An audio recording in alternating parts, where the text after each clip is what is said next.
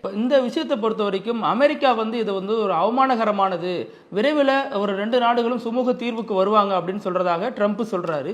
சைனாவை பொறுத்த வரைக்கும் நடுநிலைமை வகிக்கிற மாதிரி தான் தெரியுது, ஆனாலும் பின்னிருந்து பாகிஸ்தானை இயக்குறாங்க அப்படின்னு சொல்லுது. இதுல உலக நாடுகள்லாம் அணி சேர்றதுக்கான வாய்ப்புகள், இதன் மூலமா 3ஆம் உலகப் போர் வரதுக்கான வாய்ப்புகள்லாம் எதுவும் இருக்கா சார்? அந்த மாதிரி எனக்கு தெரியல. ஏன்னா அமெரிக்கா சொல்ற கூற்று யார் சொன்னாங்க? ட்ரம்ப் சொன்னாரு. ட்ரம்ப் பல விஷயங்களை சொல்லிட்டு இருப்பாரு. பல விஷயங்களை பல நேரத்தில் சொல்லிட்டு நான் அது வேற மாதிரி அப்படின்ட்டுருவாரு. அதனால பெருசா இது பண்ணிக்க வேண்டியதில்லை. பட் இது ஒரு நிச்சயமான விஷயம் என்னன்னா, அமெரிக்கா பாகிஸ்தானுக்கு சப்போர்ட் பண்ணாது. இதுக்கு முன்னாடி நடந்த போர் நடவடிக்கைகள் மற்றும் ஆர்ம்டு கான்ஃபிளிக்ட்ஸ் அண்ட் எஸ்கலேஷன்ல நமக்கு ஒரு பெரிய பயம் இருந்தது. என்ன பயம்னா, ஃபுல் சப்போர்ட் அமெரிக்காவுக்கு பாகிஸ்தான் கொடுத்தாங்க. அப்ப அமெரிக்கன் சப்போர்ட்டட் பாகிஸ்தானை எதிர்க்கிறத விட இப்ப அமெரிக்காவும் சைனாவும் சப்போர்ட் பண்ணாத பாகிஸ்தானை எதுக்கிறது ரொம்ப ஈஸி நமக்கு. ஆகவே இது அந்த விஷயத்துல நம்ம சந்தோஷப்படணும். இப்ப பாகிஸ்தானுக்கு அமெரிக்கா ஃபுல் ஃபிளெஜ் சப்போர்ட் கொடுக்கலன்னு. சைனா பொறுத்தவரையிலும் அவங்க சொல்றதே நம்ப கூடாது, அவங்க செய்யறதான் நம்பணும்.